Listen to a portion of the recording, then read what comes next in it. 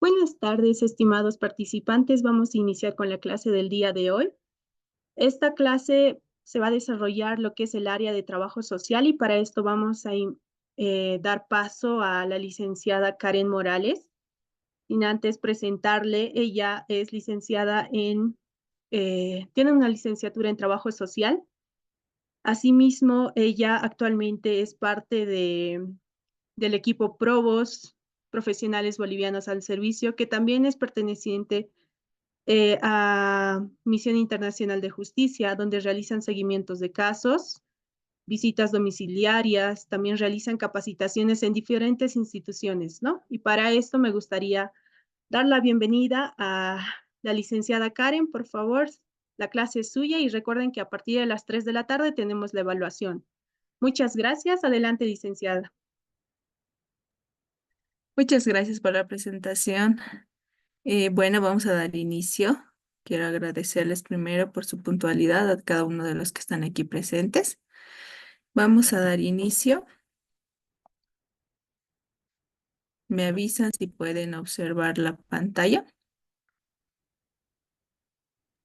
Sí, podemos ver. Ya, súper. Bueno, vamos a iniciar con qué es trabajo social en intervención de casos como PRO, ¿no? Vamos a dar primero un pequeño parámetro de lo que es trabajo social. ¿Qué nos dicen los autores, no? ¿Qué es el trabajo social según Natalio Kirchnerman, no? Es el quehacer profesional que estudia las situaciones, problemas, traduce las necesidades en acciones concretas.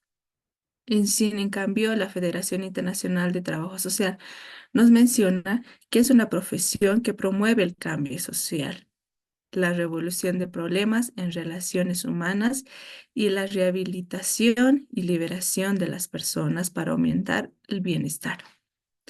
Entonces, para esto, vamos a compartir un pequeño video para que también podamos entender un poquito sobre lo que es trabajo social. Hola, hoy hablaremos sobre los niveles de intervención con familias. En el quehacer profesional del trabajador social es habitual lidiar con una amplia variedad de problemas con un gran impacto en los individuos y sus familias. Es indispensable que el trabajador o trabajadora social tenga conocimiento en las circunstancias previsibles en la vida con individuos y sus familias. Por ejemplo, la llegada de un nuevo integrante, la pérdida de un ser querido, problemas dentro del núcleo familiar o problemas en pareja. Esto con el fin de recuperar su homeostasis. Nivel 1. Orientación-recepción. En primer lugar, el trabajador social debe acercarse a las fuentes de información más cercanas de la unidad social de intervención y triangularlas. Cuando hablamos de fuentes de información cercanos, nos referimos a las redes de apoyo cercanas al individuo, como la familia, el colegio y los vecinos. Con la información recolectada se procede a realizar un análisis biopsicosocial del individuo. En segundo lugar, a partir del análisis y el diagnóstico obtenido de la información recolectada, según sea el caso, el trabajador social debe buscar entidades en las cuales se pueda apoyar para transformar y mejorar la calidad de vida del consultante. Por ejemplo, un menor presenta bajo rendimiento académico desde hace 6 meses y su director de curso reporta el caso en orientación escolar. Luego de charlar con el joven, el trabajador social descubre que el niño es maltratado física y verbalmente por su padrastro y su progenitora está al tanto de la situación, pero no ha tomado medidas para contrarrestar el maltrato hacia su hijo. En este caso, la misión del trabajador social es remitir y denunciar el caso ante el ICBF, quien es la entidad encargada de la población de niños, niñas y adolescentes. Nivel 2. Evaluación. Las entrevistas familiares planificadas realmente comienzan en esta etapa, la etapa de la evaluación, ya que se pueden revisar qué debilidades, oportunidades, fortalezas y amenazas tiene la familia. El profesional tiene una postura de colaboración. Lo que hace es recibir la información y tener una información básica de todo el núcleo familiar. Las entrevistas familiares representan una opción más interactiva a la hora de llevar a cabo esta etapa. Lo que hace el profesional es escuchar atentamente las dudas e inquietudes de los miembros de la familia. Luego hace un análisis y a partir de esto y de un acuerdo mutuo, se llega a la conclusión de las acciones que se deben realizar para la solución del problema. Por último, se hace un seguimiento a la solución dada por la familia y el profesional. Nivel 3. Preventivo promocional a través de la educación. La educación es la base del conocimiento.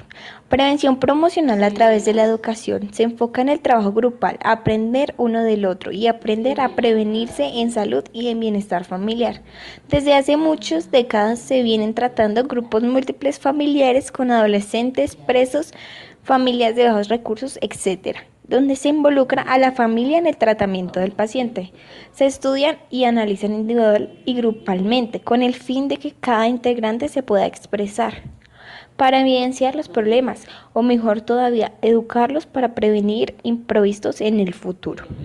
Lo más importante es crear empoderamiento y que puedan ayudarse para resaltar sus fortalezas. Nivel 4. Terapia familiar.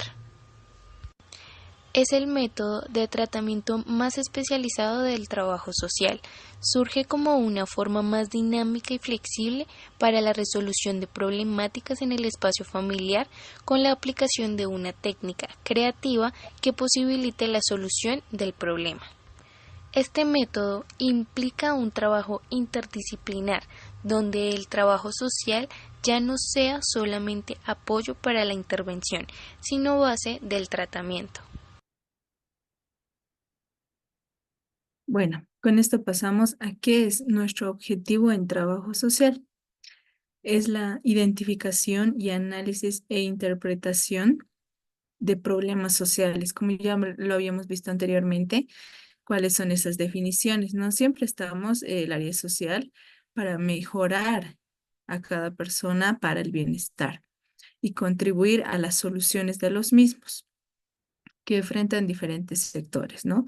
En una población puede ser violencia de género, en otra población puede ser violencia física, depende a la instancia y también a la institución donde se pertenezca, ¿no? En este caso, si nosotros hablamos de probos, hablamos de personas que están viniendo ¿para qué? Para que se lleve un patrocinio gratuito, tanto del área legal, psicológico y social, que más adelante también lo vamos a poder ver. Entre las funciones de trabajo social existe la asistencia social, que es la acción profesional inmediata, efectiva y que da respuesta concreta a un problema y para dar la solución. Muchas veces cuando hacemos asistencia social, podemos requerir de algunas instituciones que son aliadas, ¿no? Para eso también otra de nuestras funciones es la gestión social, que es la planificación, organización, dirección y control de varios actos que tengamos que realizar. Si, por ejemplo, nosotros tenemos una familia que necesita el apoyo psicológico, entonces lo que nosotros tenemos que hacer es ver si tenemos alguna red, alguna institución que nos pueda aportar para la mejoría de esta persona, ¿no? En el área psicológica. Que hacemos la gestión, planificamos, organizamos con la otra organización, quizás emitimos algún informe, alguna derivación, y si tuviéramos nosotros alguna alianza con esta institución, lo más probable es que nos pidan nuestro informe para ver en qué situación se encuentra esta persona. En la educación social es la acción del profesional directa a través de capacitaciones, ¿no? Instrucciones, sensibilización, información. Si les puedo poner aquí un ejemplo, cuando nosotros hemos ido a hacer una visita domiciliaria, una de nuestras funcionarias, de nuestras usuarias, em, tenía más de 20 niños que estaban a cargo de ella porque ella era profesora de fútbol, ¿no? Empíricamente. Entonces, que nosotros le aportábamos a ella, le manejábamos lo que era el tema de información correcta sobre métodos anticonceptivos, porque ellos eran jóvenes, ¿no? Entonces, de la edad joven, ¿no? Cuando hablamos, no sé, de adolescentes, podríamos hablar sobre derechos, qué derechos ellos tienen y también qué deberes, ¿no? Entonces, ahí también entra trabajo social en la función de educación social. En otra de nuestras funciones está la investigación y organización, ¿no? ¿A qué se refiere la investigación? Es una base fundamental de un conocimiento para intervenir un problema. Muchas veces esta nuestra investigación lo hacemos a través de entrevistas, entrevistas semiestructuradas, entrevistas a profundidad, historia social para saber cómo está actualmente la familia, cómo está actualmente la usuaria. Entonces, muchas veces a través de nuestra función de investigación hacemos no solamente a la familia, sino a los grupos que los rodean, a las redes que ella tiene de apoyo, ¿no? En muchas ocasiones la familia no es una red de apoyo porque la usuaria se encuentra distante. Entonces, otro grupo de apoyo podría ser su trabajo, otro grupo podría ser quizás no se practica algún deporte, entonces también puede ser otro grupo y otra red de apoyo para ella. Tal vez a, es una persona religiosa, entonces tiene un grupo de miembros de una iglesia, también cuenta como red de apoyo, los vecinos. Entonces, cuando hacemos una investigación, no sé, la familia, la usuaria nos puede mencionar que sufría de violencia. Y a partir de este hecho de violencia, la vecina se daba cuenta, ¿no? Los ruidos y venía a preguntarle, o la señora de la tienda. Entonces, ¿qué hacemos nosotros? Nos acercamos a esas personas, ¿no? Investigamos un poco esta situación que nos ha mencionado la usuaria. En la organización social, son mecanismos de movilización y participación en desarrollo de acciones para buscar siempre, como les digo, una respuesta a a la problemática social. Nosotros manejamos varios modelos de intervención. Entre ellos está el modelo psicodinámico, el modelo de intervención en crisis, modelo centrado en la tarea, modelo de conducta cognitiva, el modelo humanístico de existencia y el modelo sistémico, entre los más conocidos, ¿no? Entonces, cuando hablamos de un modelo psicodinámico, si nosotros podríamos poner quizás algún ejemplo, serían para personas que han pasado algún trauma en la infancia de índole sexual, que se realiza el apoyo en relaciones familiares, puede ser en colegios, escuelas o en el ámbito laboral. Cuando hablamos de modelo de intervención en crisis, podríamos poner ejemplo personas o mujeres que han sufrido alguna violencia en la vida. ¿Para qué? Para empoderamiento, para alcanzar la autodeterminación a través de este modelo. En modelo centrado en la tarea, este modelo puede ser por conflictos interpersonales y es aquí donde se toman decisiones, ¿no? Podemos tomar quizás una decisión, no sé, si ponemos por un ejemplo, cuando, cuando la mamá es muy sobreprotectora con el hijo y el hijo no hace los deberes, no hace las obligaciones de casa, la madre tiene la responsabilidad de darle una obligación en el hogar, ¿no? Será quizás recoger su dormitorio, manejarlo y tenerlo limpio. Entonces, ¿qué hacemos? Nosotros en este modelo centrado en la tarea, les damos un planificador para que la mamá controle a través de ese planificador los momentos en cuales el niño o la niña está cumpliendo con su responsabilidad, ¿no? Por eso es centrado en una tarea. En el modelo conducta cognitiva, si podríamos poner en un ejemplo, tal vez es para combatir algún trastorno que han tenido o, no sé, algún tipo de ansiedad, de depresión. ¿Por qué? Porque es un modelo que vamos a tener la intervención psicosocial. Entonces, no solamente va a trabajar el área social, sino también va a trabajar el área de psicología.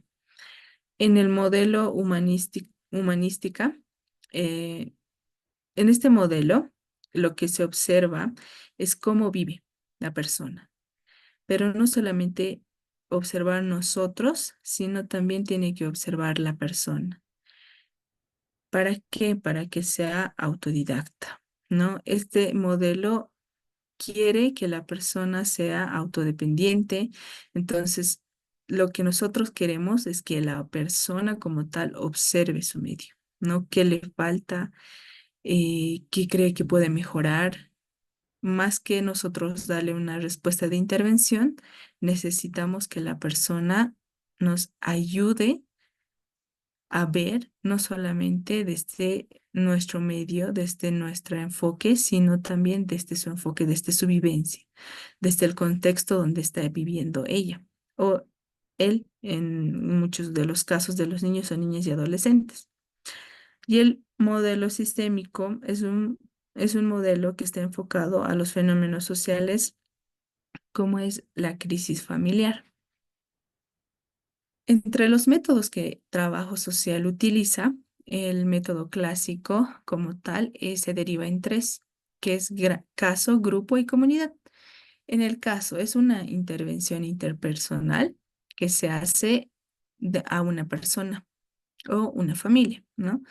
El grupo se plantea a través de promover un cambio social para mejorar la calidad de vida donde pueden participar dos a más personas, ¿no? Y en el caso de la comunidad, está enfocada a un desarrollo comunitario que participan ciudadanos. ¿Por qué? Porque es una problemática que no solo afecta a una familia como tal, sino puede afectar a más de 5 o 6 familias. Entonces, como tal, la comunidad necesita la solución de estos problemas para el bienestar social. Y en este caso, nosotros como el área de trabajo social en Provost trabajamos lo que es en casos y en grupos. En casos trabajamos eh, muchos de los casos que nos llegan, trabajamos en primera instancia haciendo lo que es una ficha de recepción de caso para ver la situación actual y su situación económica. Y entre los instrumentos que nosotros manejamos como tal está la ficha de recepción de caso, como ya les había mencionado, la ficha social, la ficha de visita domiciliaria, la ubicación domiciliaria, el genograma, el ecomapa, la entrevista, el informe social, la historia social. Pueden estar incluidos aquí otros instrumentos de apoyo que es el el mapeo de redes, el familiograma, entre otros, ¿no? Y las técnicas. Y en estas técnicas, las que nosotros usualmente y en la mayoría utilizamos son la observación participante, la observación no participante, el análisis de contexto del contenido, encuesta, entrevista domiciliaria, entrevista semiestructurada y la entrevista estructurada. Y también podemos manejar la entrevista a profundidad. En la observación participante es cuando nosotros vemos algo relevante, identificamos y preguntamos, ¿no? No tenemos una entrevista estructurada como tal, pero según nuestra observación hemos podido identificar quizás algo notorio y preguntamos a la familia. Pero cuando no es participante, solamente identificamos y anotamos porque tal vez este puede estar en nuestro diagnóstico como parte de la observación. Y es aquí donde les voy a preguntar en en la siguiente diapositiva. ¿Qué es lo que ustedes logran ver en esta imagen? Tal vez lo pueden escribir por chat.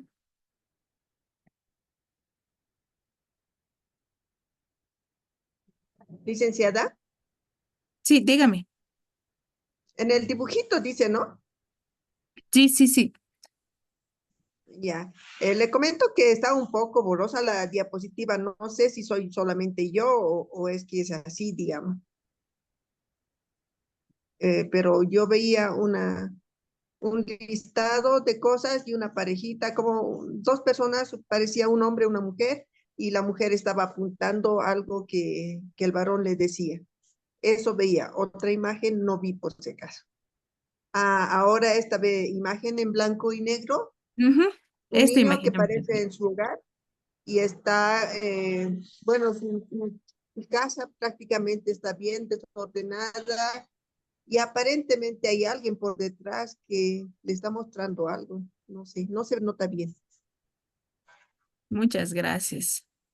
Aquí nos dicen desorden, desorden, descuido, desorden sin control parental como propio. No podemos ver diferentes problemáticas en este cuadro como tal. Y sí es verdad, ¿no? Vemos que quizás existe un desorden, quizás existe, no sé, comida chatarra, existen mascotas alrededor de golpes en la pared también. ¿Qué más podremos ver? Cigarros, ¿no? Que es peligroso para los niños y para los bebés. Abandono de la niñez, descuido hacia los niños. Y alguien me podría decir quizás si ve o si observa o identifica algo positivo en esta imagen. Ahí los voy leyendo en Este cuadro que está ahí, hay un cuadro, si no me equivoco, licenciada, ya, sobre ya, la por eso. imagen de, si no me equivoco, como es blanco y negro, pero aparenta que es la imagen de Dios, ¿no? Ya. Muchas veces cuando nosotros vamos a hacer una visita domiciliaria nos encontramos esto, pero en la vida real, ¿no? No en este dibujo. Entonces vemos desorden, caos, que no tienen el cuidado debido con los niños, que existen muchas mascotas alrededor de la comida, pero también tenemos que no solamente ver lo negativo de estas cosas, sino lo positivo, que quizás la niña sería algo positivo, dice, antigénico. Tal Muchas vez algo veces. positivo, Licen, sería que el bebé se encuentra dentro de la cuna, a excepción del otro niño que está en un colchón en el piso. Sí, exacto. Uno de los puntos que muchas veces no nos centramos y vemos es que muchas de estas personas no tienen el recurso económico como para tener quizás dos corralitos como para el niño, ¿no?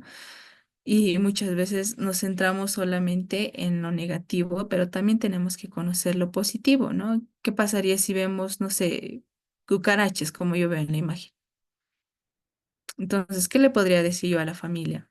Usted tal vez no está teniendo una adecuada higiene en el domicilio y esto va a repercutir a que los niños se enfermen, ¿no? Entonces, muchas veces estas cositas identificamos, ¿no? Vemos cucarachas, vemos un niño que no tiene un lugar donde jugar, el otro niño está descansando en el mismo lugar, está la abuelita, están dos mascotitas, tres mascotitas, ella está fumando, está más con el celular que pendiente a los niños. No hay carencia económica, sino es falta del orden. Sí, muchas veces es verdad esto, como nos dice Ángela. La carencia no significa que ellos tengan que estar en un hogar, en un lugar, en un espacio reducido, sin higiene.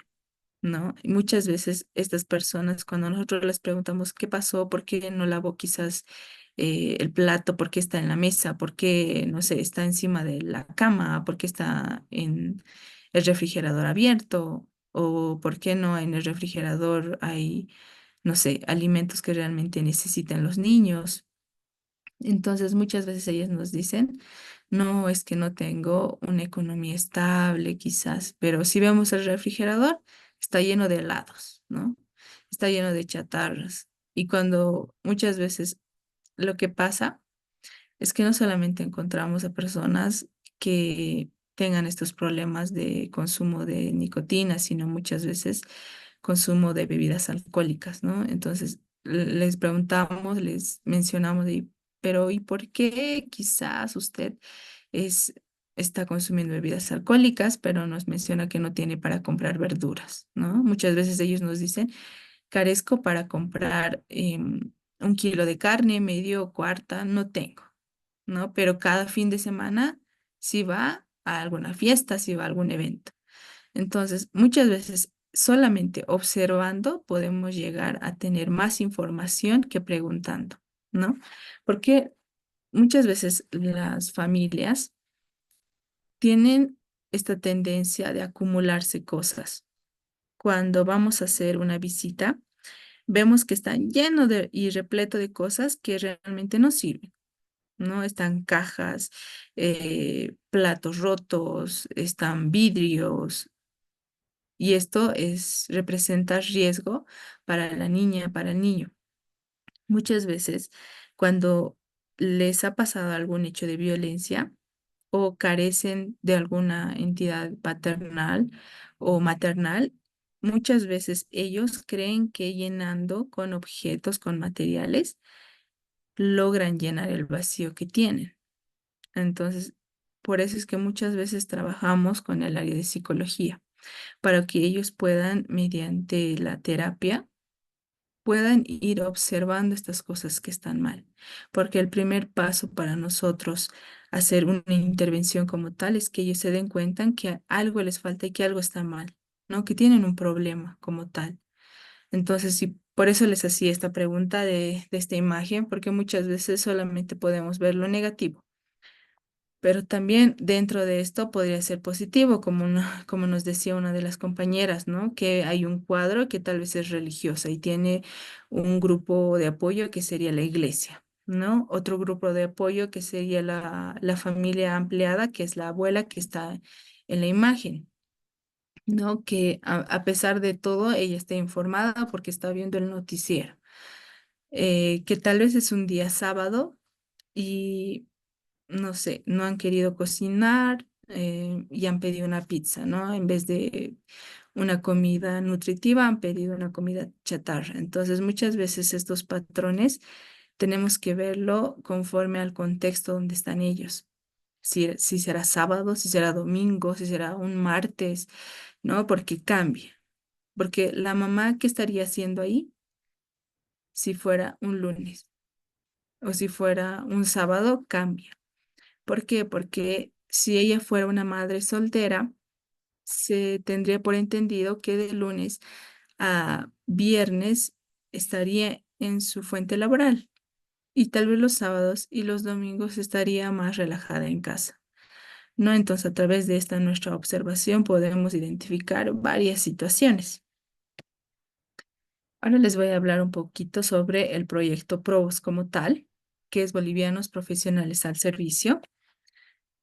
Y para esto hacemos lo que es el servicio transdisciplinario. No podría hablar de probos sin contar con las demás áreas, que es el mentor del área legal del Alto, la mentora legal de la Ciudad de La Paz, la mentoría de psicología y mi persona. Entonces, si nosotros hablamos del área legal, está el doctor Víctor y la doctora Verónica, y en psicología está la licenciada Camila. ¿Por qué es importante un servicio transdisciplinario para probos, ¿no? Porque es un proceso de intervención que realizamos para cada caso. Y cuando nosotros recepcionamos un caso como tal, lo primero que hacemos es la coordinación con la familia para que ella pueda hacer la recepción del caso, ¿no? Y en la recepción de caso entran estas 3 áreas, como ya les había mencionado en la anterior diapositiva. Entonces entra el área legal, el área de psicología y el de trabajo social. Cuando nosotros hacemos esta intervención con este caso, el área legal está revisando obviamente la documentación como tal, el área psicológica igual nos menciona y le va preguntando para que no sea revictimizante para la persona, para la mamá, para la niña. Entonces, cuando nosotros nos llega un caso de alguna agresión sexual, Lo que hacemos en la recepción de caso es hablamos con la progenitora, con el progenitor o la denunciante y mantenemos aislada o en otro sector a la menor de edad. Entonces analizamos el caso, ¿no? Desde el área legal, social y psicología. Desde el área social tenemos que ver todo lo que nos concierne a lo socioeconómico. ¿Por qué? Porque trabajamos con personas de escasos recursos, personas que no pueden tener quizás el área legal privada, no pueden acceder a un servicio de psicología, ¿no? Entonces trabajamos con esas características como tal. Después de que realizamos y aceptamos el caso, hacemos la asignación de probos, en este caso social, pero también hacemos la asignación en el área legal y el de psicología. Entonces, cuando ya se realiza la asignación, pasamos a la revisión del cuaderno de investigación para tener el conocimiento general del caso. Posterior a ello, ¿qué hacemos con los probos del área social? La coordinación con las familias.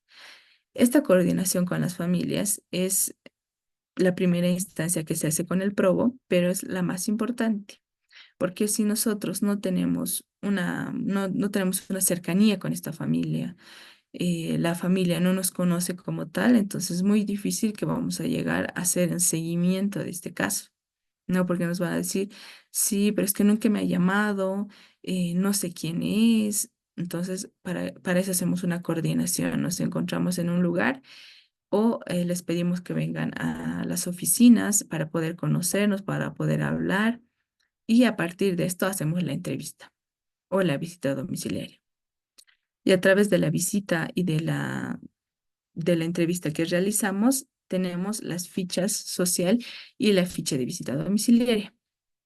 En la ficha social hacemos el levantamiento de la información y también de la situación actual. Si vemos algún indicador de riesgo, también vemos las condiciones de habitabilidad de la familia o muchas veces nos llegan de niños, niñas y adolescentes.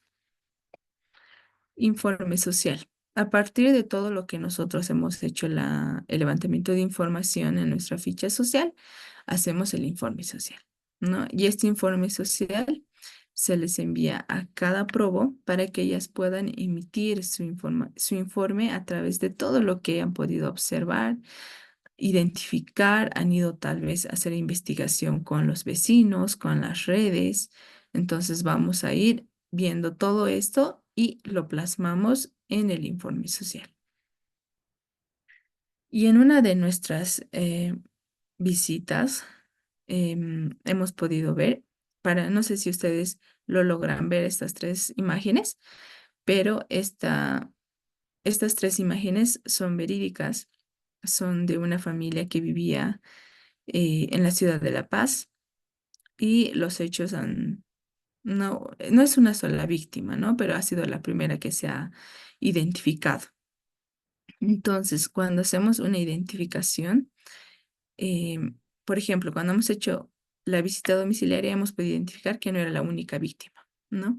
Que había más víctimas. ¿Por qué? Porque el agresor era una persona que era de la zona y que el agresor era de una tienda, que la atendía una tienda y que cuando los niños o las niñas iban a comprar, iban a consumir quizás algún refresco y se quedaban por, no sé, unos minutos o por un lapso de 15 minutos a media hora, entonces este agresor trataba de hacerles la plática, ¿no? Y muchas de estas niñas, cuando ya iban al colegio, es donde realmente ahí mencionaron que les pasó esto, ¿no? Y a las 5 niñas, entonces era como que les pasó lo mismo, por quedarse un poquito más en la tienda o porque le decía, espérame un rato, voy a ir a sacar, no sé, el refresco o van a ir a sacar el refresco, entonces él volvía y les hablaba y trataba como que ellas ingresen a la tienda. Entonces, muchos de estos casos podemos observar y esta habitabilidad no era, era muy precoz para una niña. Y como se puede ver en una de las imágenes, era improvisado, ¿no? Las gradas, el lugar para subir al dormitorio, no tenía una condición de habitabilidad estable. Vivía en un subterráneo. Una de las niñas que, como ven en la imagen, tenía que bajar las gradas y tenía que entrar, y ese pasillo y ese lugar era lleno de tierra, y cuando llovía se mojaba todo y era lleno de humedad, y esto que afectaría a su salud. Entonces, muchas veces nosotros, cuando vamos a hacer las visitas, nos topamos muchas veces con estas situaciones. Y en estas situaciones vemos indicadores de riesgo, indicadores de riesgo a su salud, a su bienestar, y que la familia como tal debería proveer un lugar más cómodo, un lugar más estable para vivir, porque sí tenían otros dormitorios, otros cuartos que podía habitar la niña. Entonces, mejorar en esos aspectos con la familia, hacer un acompañamiento, hacer un seguimiento para ver si esta habitabilidad de la niña en su dormitorio cambió o sigue de la misma manera, ¿no? Entonces, ¿qué hacíamos? Hacer el seguimiento. Y cuando hacíamos el seguimiento, mencionarle al papá que no era la mejor condición para la niña. Entonces el papá se dio cuenta, y a medida de eso ya él trató de organizarse mejor, de limpiar otro cuarto. ¿Para qué? Para que la niña salga de ese lugar y vaya a estar en un dormitorio que realmente tenga las condiciones de habitabilidad. A partir de nuestra visita domiciliaria es donde identificamos problemas o necesidades, ¿no? Como les decía, tal vez tienen la necesidad de establecer límites o reglas, el hijo o los papás al hijo, o el hijo a los tíos, o el hijo a los hermanos. ¿Por qué? Porque cuando una niña, un niño, un adolescente pasa por un hecho de agresión, muchas veces cuando son niñas tienen este rechazo al sexo opuesto. Entonces, tenemos que tratar de que la familia comprenda esta situación, ¿no? Porque dice, antes mi hija era muy cariñosa y ahora no lo es, no se quiere acercar a mí. Entonces, ¿por qué? Porque tiene un rechazo al sexo opuesto, ¿no?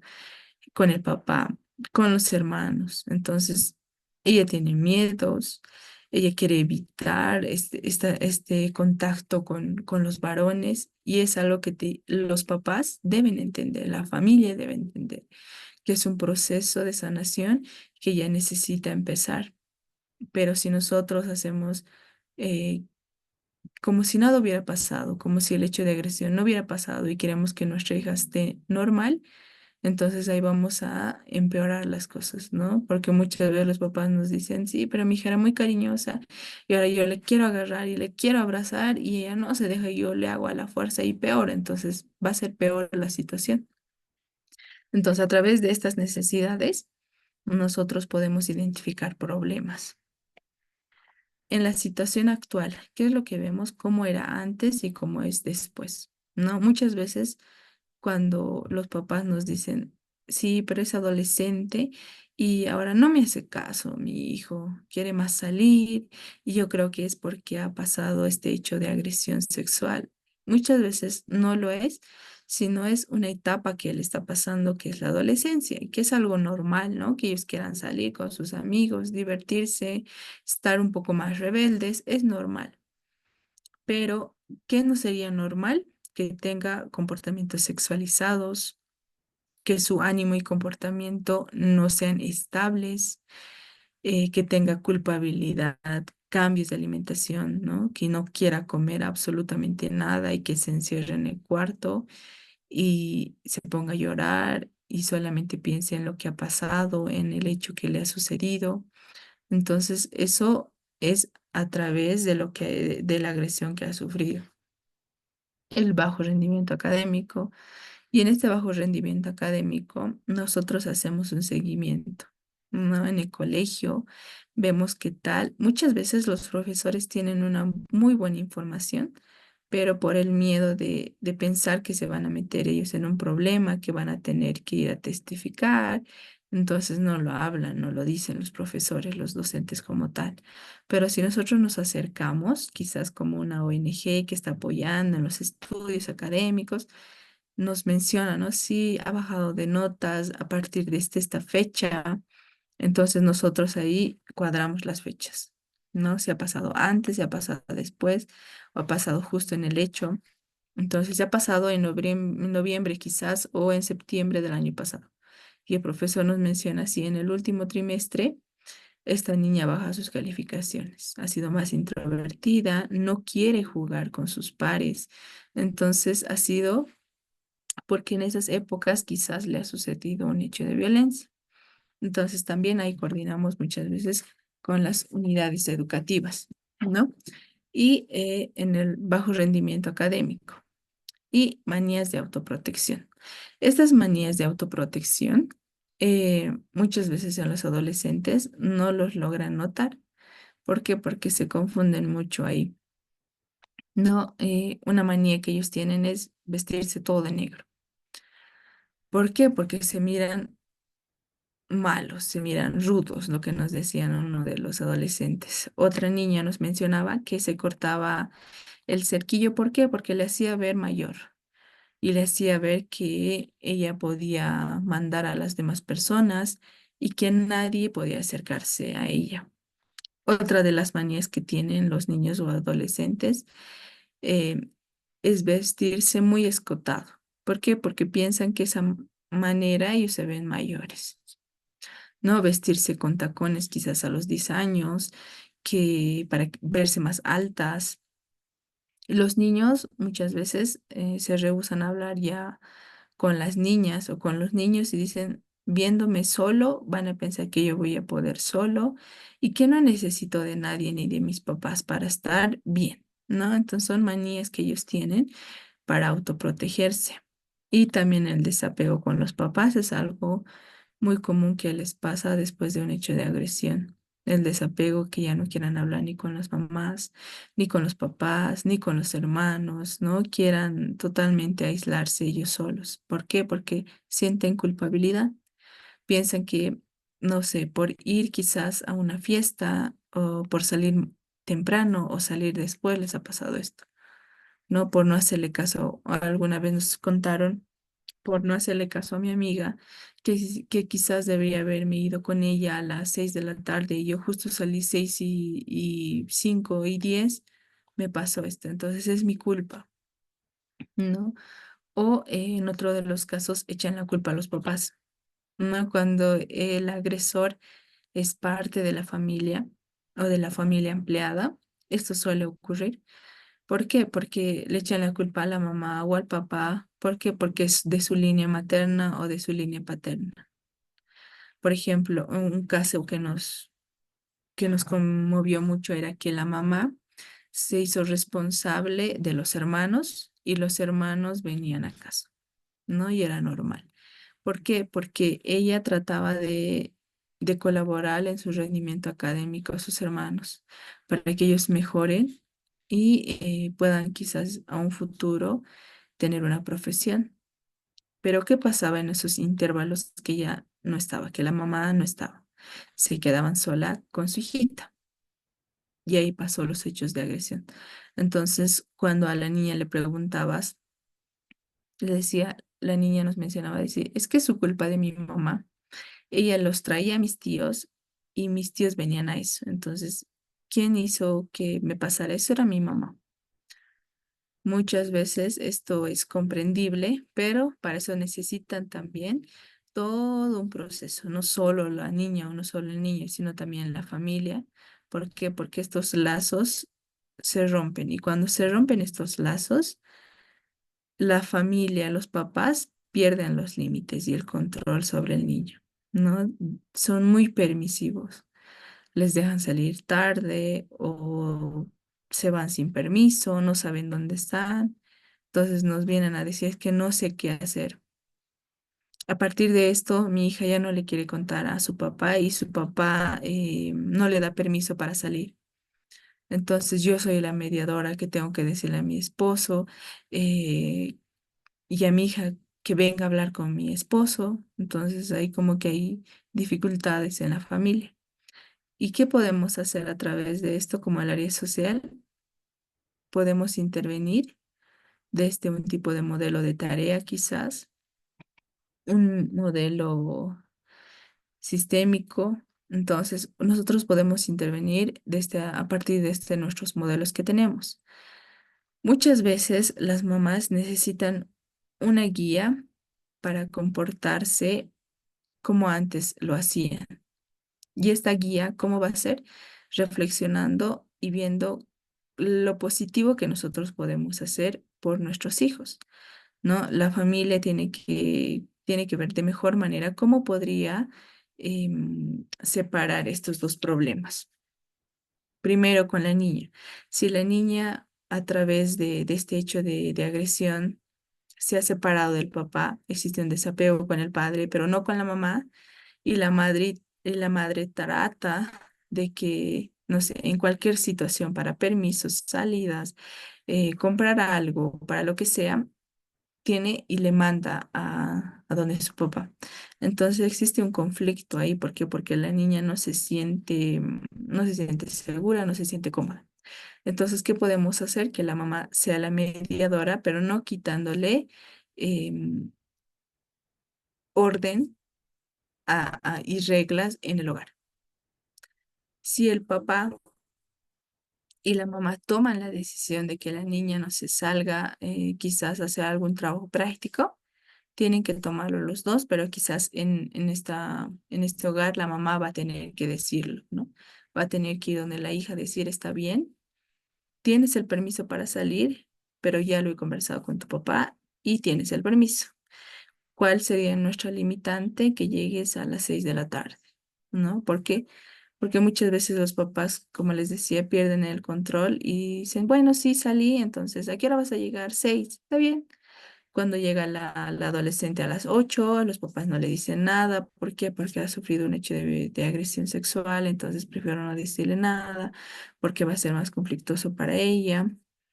Y empieza la rebeldía de la niña o del adolescente, ¿no? Muchas veces hay que tener este control con los papás, no solamente con los niños, niñas y adolescentes. Y nosotros para eso hacemos lo que es el seguimiento de cada caso. Muchas veces vamos a los domicilios porque ya los conocemos, o muchas veces cuando están saturados de carga laboral los papás, lo hacemos vía telefónica. ¿Cuáles riesgos podemos observar, identificar? Son las amenazas que les pueden llegar a través de los agresores o de la familia de los agresores, ¿no? Estas amenazas pueden ser directas o indirectas. Pueden ser por llamadas, el agresor se puede acercar al domicilio, conoce el domicilio, que también es un riesgo, vive cerca del domicilio. Las deudas, que las deudas hace que las familias salgan a trabajar a altas horas de la noche y que no haya un ente protector en la familia. El trabajo es un factor que muchas veces no lo vemos como riesgo porque descuidamos a los niños. Entonces, siempre tener el control, aunque estemos trabajando, quizás alguien que esté cercano a nuestros hijos, que sea tal vez, no sé, la abuela materna, la abuela paterna, que esté en el cuidado, siempre hacer llamadas esporádicas. La vivienda, como ya les había mostrado en algunas imágenes, que no están adecuadas para cohabitar ese entorno y esa familia. La educación. Muchas veces cuando pasa este tipo de agresiones, la familia lo que hace es sobreprotege tanto a los niños y a las niñas que les quitan el sistema de educación en sus vidas. Entonces no dejan ir al colegio, no dejan que tenga otras actividades fuera del colegio, que es, no sé, hablar inglés, aprender inglés, estar en un equipo de fútbol, que es para su rendición escolar, no los dejan. Entonces, como que la familia, para sobreproteger, quita todas estas esferas que ellos tienen y redes de apoyo que ellos tienen. adicciones. Muchas veces los niños o los papás, a partir de esa problemática, empiezan a consumir bebidas alcohólicas o algunas sustancias, ¿no? Enfermedades en la familia, que también es un riesgo. ¿Por qué? Porque muchas de nuestras familias son de escasos recursos, ¿no? Y como sabemos, el SUS no cubre todas nuestras necesidades. Entonces también es un riesgo. ¿Por qué? Porque la familia se va a enfocar más quizás al niño y a la niña, pero la mamá tiene una enfermedad. Si la mamá tiene una enfermedad, puede dejar solos a estos niños por un lapso de tiempo amplio, o incluso puede llegar a la muerte, ¿no? Y a la orfandad de estos niños. Los lazos familiares difusos, ¿no? Cuando no existe más relacionamiento, no existe comunicación, los niños hacen lo que ellos quieren, están más en los cuartos, no existe una comunicación con los papás, o a partir del hecho ya no pueden comunicarse o no saben comunicarse con los hijos. Los lazos familiares con los agresores. Lastimosamente, muchas veces cuando existen estos lazos familiares con los agresores, existe el desistimiento para realizar el proceso como tal. Entonces, cuando están estos lazos familiares, muchas veces em, existen mediadores que vienen a hablar por el agresor, ¿no? ¿Para qué? Para que desista del proceso, y muchas veces las familias desisten del proceso, aún sabiendo que el Ministerio Público sigue con el proceso, pero ellos piensan que si lo dejan como tal, ahí se va a quedar el caso. Y la destrucción, desestructuración familiar, como les decía, y es a través también de los lazos familiares, em, que el agresor esté merodeando a la familia, y hace que muchas veces la familia no solamente pierda los estribos, sino que empiezan las enfermedades, ¿no? Y es como una bola de nieve que si no vamos cubriendo una necesidad, entonces va agrandando y vamos viendo e identificando más problemas. Y bueno, como última diapositiva, ¿qué hacemos nosotros? Hacemos el seguimiento de casos. Este seguimiento de casos lo hacemos no solamente para acompañar y seguir y ver, identificar sobre la problemática, sino también hacemos el acompañamiento a otras instancias. Cuando ellos tienen que ir, por ejemplo, a Cámara GESEL, mm, va también el área de psicología, va a hacer la contención con el niño, niña, adolescente, pero nosotros estamos ahí como respaldo y apoyo para la familia. Ahí hacemos el acompañamiento. Entonces también hacemos este seguimiento de caso. Y por último, lo que hacemos es la evaluación de la situación de la familia, concluir cómo está la familia actualmente. Tal vez ellos han tomado la decisión por su bienestar de irse a otro departamento o irse a otra ciudad. Entonces, muchas veces tenemos que hacer la evaluación de cómo están, ¿no? Y si no tenemos la posibilidad de ir a esta ciudad o de quizás hacer este seguimiento tan continuo, tenemos que evaluar cómo ha sido nuestra intervención con ellos. Quizás el método sistémico, o quizás el método que hemos usado, que es el psicodinámico, no nos ha funcionado o nos ha funcionado, o cómo les ha ido a la familia abordar de este otro modelo. Y por último, tenemos lo que es el retiro de patrocinio. Este retiro de patrocinio, como les decía, muchas veces nosotros lo hacemos lamentablemente. ¿Por qué? Porque ya no vemos comprometidos a las familias. Muchas veces ya no quieren seguir con el proceso, ¿no? Y es lamentable que lleguen a una mediación o a una conciliación, como ellos luego mencionan. Mencionan que para evitarse de problemas, lo que ellos realizan es tal vez con algún monto económico tratar de solucionar lo que ha pasado. Pero sabemos que en un hecho de agresión hacia una niña y a un niño y niña adolescente no se puede arreglar económicamente el bienestar de nuestros hijos, ni siquiera de la familia. porque si nosotros hablamos solamente de los niños y adolescentes, también tenemos que hablar de la familia, porque la familia es el primer grupo de contención que tiene. Y si no se establecen bien los lazos familiares, no se establece bien una comunicación, entonces el niño, niña y adolescente probablemente va a volver a sufrir un hecho de violencia. Y es lamentable, les digo, ¿por qué? Porque este patrón vuelve a surgir en estas familias. ¿Por qué? Porque la familia es muy descuidada. Entonces, por eso es que el trabajo social interviene en estos casos.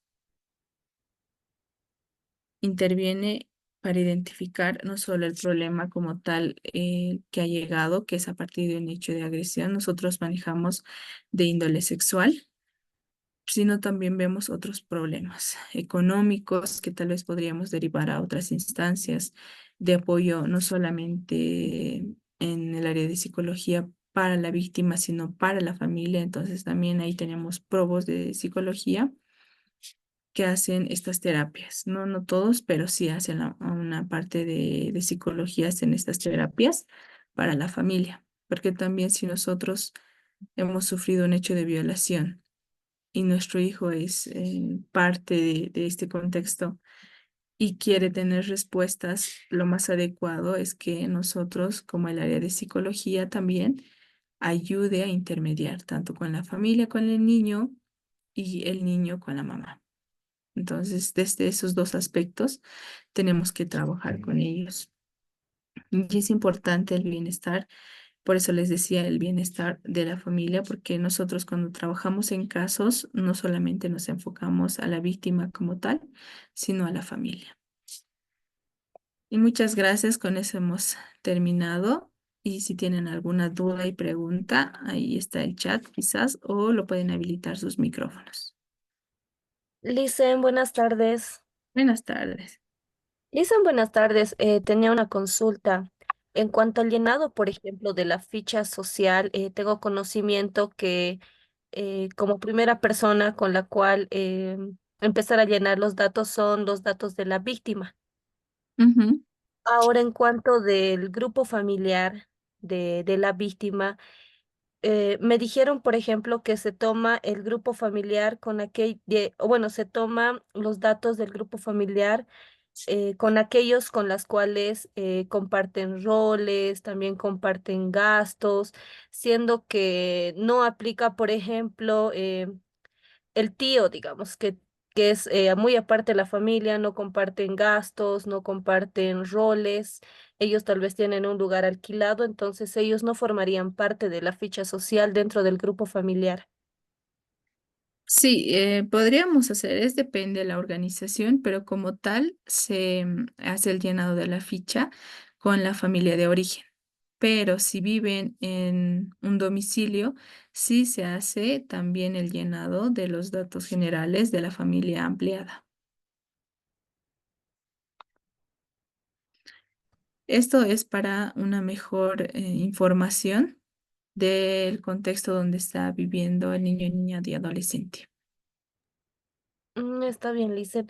Una consulta más, no sé si nos podría tal vez explicar de forma rápida cómo deberíamos hacer lo que es el informe social en cuanto a la dinámica social o tal vez algo rápido con uno de los casos, justamente para empezar a relacionar o en qué parte nosotros ponemos el modelo de intervención. Ya. Cuando nosotros hacemos un informe social, lo primero que hacemos, vemos la historia social como tal, ¿no? Y a partir del informe de la historia social, lo segundo que abarcamos es los datos generales como tal, los antecedentes de la familia, el grupo familiar, como lo decía la anterior compañera, y en el diagnóstico, nosotros ahí nos enfocamos, a partir del diagnóstico es donde nos enfocamos nosotros, qué modelo vamos a tomar, ¿no? Porque en el diagnóstico es donde vamos a identificar los problemas que han surgido a través de nuestra intervención. Entonces, cuando nosotros tengamos identificados los problemas, vemos ahí cuál va a ser nuestro modelo para la intervención. porque también tenemos ahí lo que es factores, como una conclusión también tenemos lo que es factores, ¿no? Y en las recomendaciones es donde puntuamos qué necesitamos en este trabajo transdisciplinario, como también en nuestro modelo a seguir, qué es lo que vamos a realizar. Ya. Gracias, Licen. ¿Y el seguimiento cada cuánto se realiza, cada cuánto tiempo? Pues El dependiendo segui- del caso. Es dependiendo del caso, sí, es dependiendo del caso. Muchas veces las familias están estables, entonces lo hacemos cada mes, ¿no? Es diferente al caso, pero mientras si una familia está en constante riesgo, lo hacemos quizás cada semana, 2 veces a la semana.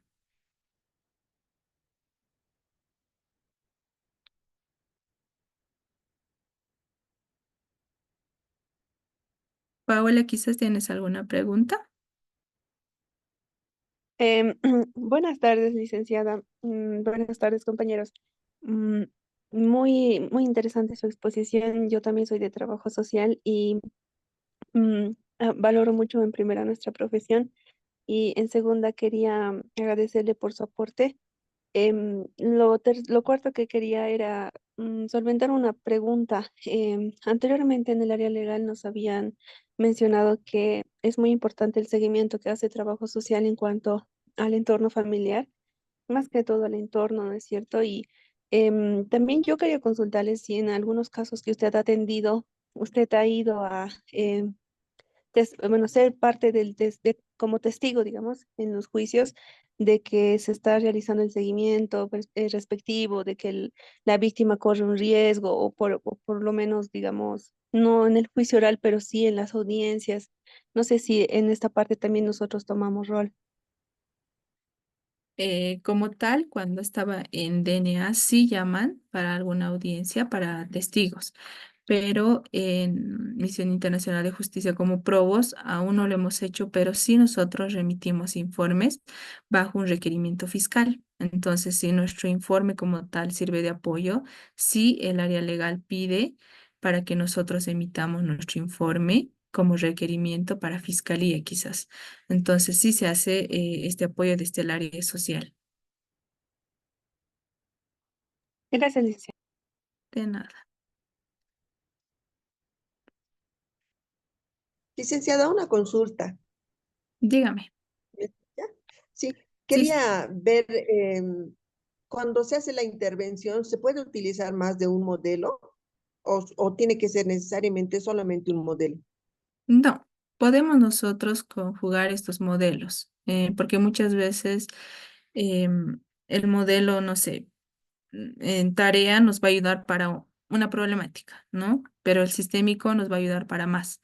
Entonces nosotros podemos llevar más de solo un modelo.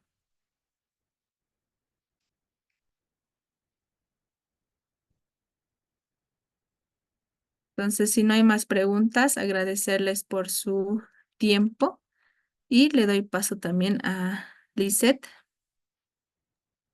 Muchas gracias, estimada licenciada. Bien, vamos a enviar el link de la evaluación.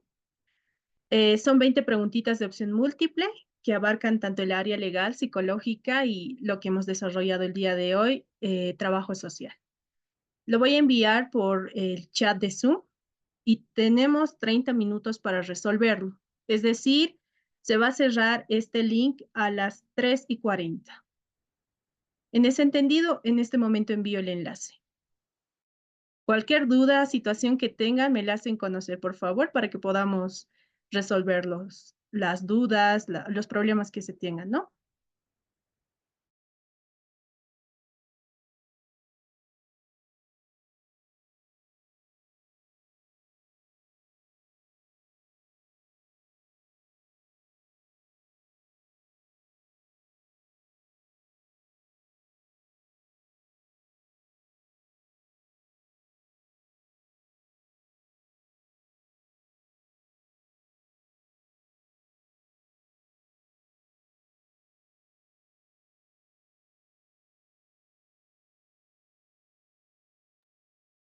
Acabo de enviar el link, por favor, pueden ingresar e ir resolviendo la evaluación. Nuevamente estoy enviando.